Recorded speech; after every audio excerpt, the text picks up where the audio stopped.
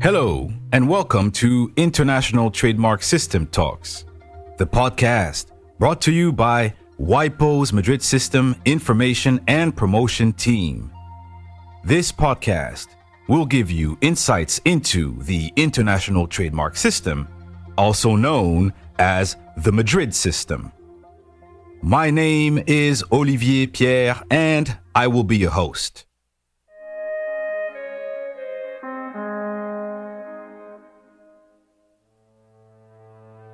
This is episode 9, where we explore some of the most significant changes that the revision conferences have brought to the original texts and principles of the Madrid Agreement. Just as a reminder, in our last episode, we delved into the significant changes that the revisions brought to the Madrid Agreement of 1891. We highlighted the most critical amendments to the texts, such as the priority rights, the concept of country of origin, the designation of contracting parties, dependency, and more. Do not hesitate to revisit episode 8 of our series to freshen up on these concepts. In today's episode, we will continue our examination of the Madrid Agreement, focusing on modifications related to the duration of protection and the possibilities of transferring international registrations from the Washington to the Stockholm Acts. Additionally, we will explore the story of the Madrid Agreement throughout the tumultuous 20th century and 2 world wars, leading to the inception of the Madrid Protocol.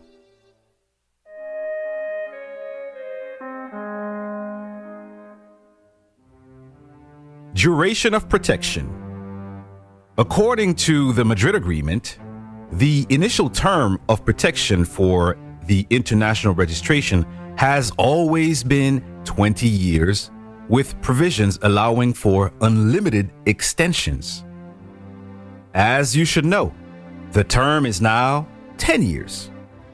The most significant changes over time in the international system have pertained to renewals. Originally, under the 1891 Madrid Agreement, the renewal procedure was the same as the application procedure, meaning that each renewal was notified to all contracting countries, who then had the right to refuse the renewal. However, at the Nice Conference of 1957, in line with the principles of limited dependence, the renewal process was amended. It allowed for renewals to be completed merely by paying the basic fee and, if required, the supplementary and complementary fees according to Article 7(1) of the Act of Nice of 1957. The previous requirements for a preliminary renewal in the country of origin and presentation of a national certification were abolished.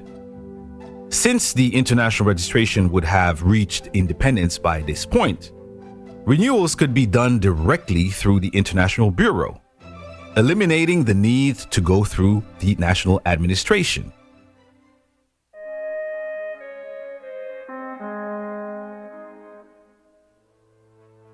The Madrid Agreement of 1891 only addressed the eligibility to benefit from the international trademark registration system at the time of filing the registration. It did not cover the issue of transferring a registered mark under the Madrid system.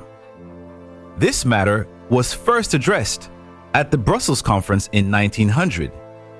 The Brussels Act introduced detailed provisions about transferring registered marks, including a rule that no registered mark could be transferred to a person not established in one of the signing countries. This provision was later included in the Stockholm Act as Article 9 bis 2, which states that no transfer of a mark registered in the International Register for the benefit of a person who is not entitled to file an international mark shall be recorded.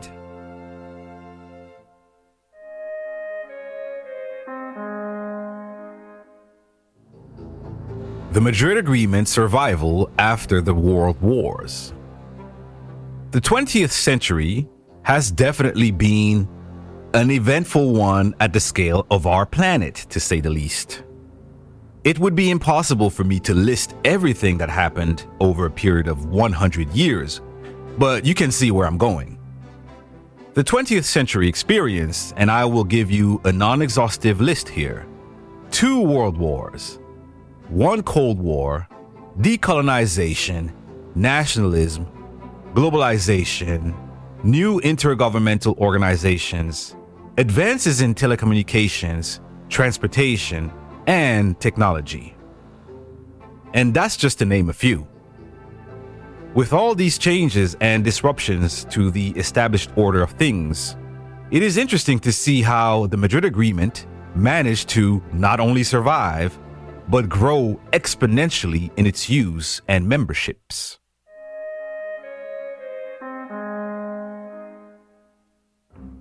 World War I, 1914-1918, as you should know, marked the beginning of a new era in international industrial property rights.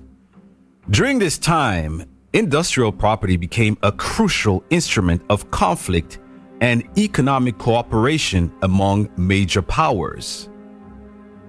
While this had the potential to weaken multilateral industrial property treaties like the Madrid Agreement, the involvement of neutral countries and the multilateral nature of the Paris Union ensured its stability.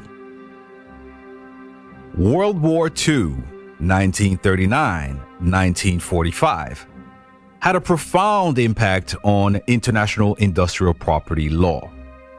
The war reshaped enforcement, cooperation, and legislation in many ways, influencing the development of industrial property rights. Changes in government and membership status of countries affected their participation in industrial property agreements. The enforcement of agreements was disrupted due to communication breakdowns and lack of cooperation among warring nations.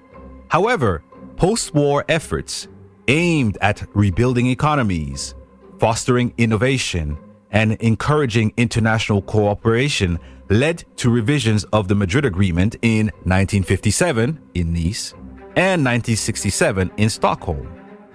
The establishment of the World Intellectual Property Organization, also known as WIPO, in 1967, can be viewed as a long-term effect of the post-war international order.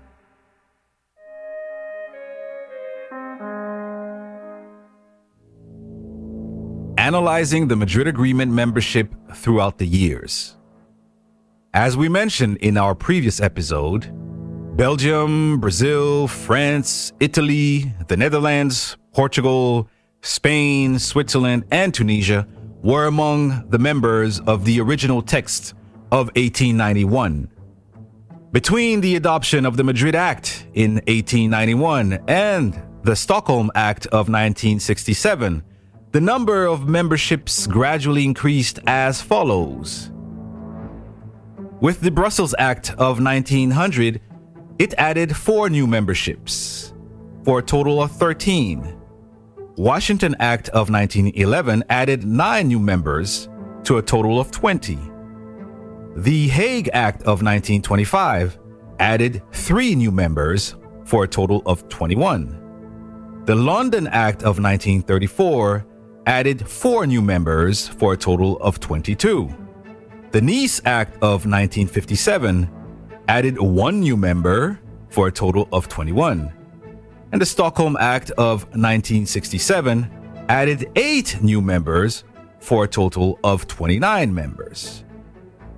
International treaties like the Madrid Agreement are influenced by many complex factors, including political, economic, and social changes within each country. These factors also encompass the impacts of two world wars. Nevertheless, we have observed that while some members, such as Latvia in 1926, Cuba in 1932, Mexico in 1943, Turkey in 1956, Tunisia in 1988, have seized their memberships over the years, a significant number of the original members have remained constant participants through each act. This enduring participation underscores their ongoing commitment to the principles and advantages of the Madrid Agreement. The number of members gradually increased with each successive act, from the Brussels Act of 1900 to the Stockholm Act of 1967. There have been instances where countries had ceased to be members and later rejoined. For example, Cuba left in 1932, but rejoined in 1989.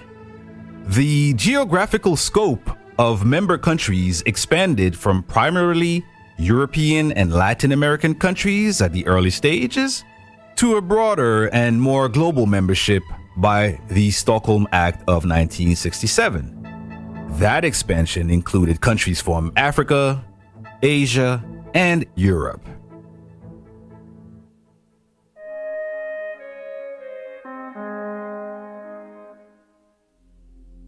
As we can see from what we have covered in the past two episodes, the various revision conferences have brought about a lot of changes to the Madrid Agreement, fine-tuning it and making it more practical for member countries as well as actual users. These revisions also paved the way for more accessions in memberships and therefore expanding its geographical coverage. This virtuous circle, with more practicality and wider coverage, made the Madrid Agreement even more attractive to all the parties involved. With the challenges of the 20th century, namely the wars, the breakdown in communications between countries, the reopening of talks, the accessions and defections, and the reopening of communications have shown how resilient those who believed in the Madrid Agreement have been throughout this period. With all these elements in consideration, the stage was therefore perfectly set for the birth of the Madrid Protocol in 1989.